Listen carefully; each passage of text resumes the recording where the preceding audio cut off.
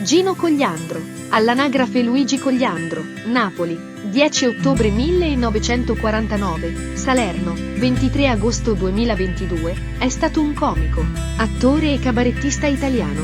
Fu uno dei componenti del trio comico di 133 e partecipò a molti programmi televisivi oltre che recitare in diversi film commedia. Residente da molti anni a Marina di Pisciotta, nel Cilento, morì in ospedale a Salerno il 23 agosto 2022 a 72 anni. Gino Cogliandro, born Luigi Cogliandro, Naples, October 10, 1949, Salerno, August 23, 2022, was an Italian comedian, actor and cabaret artist.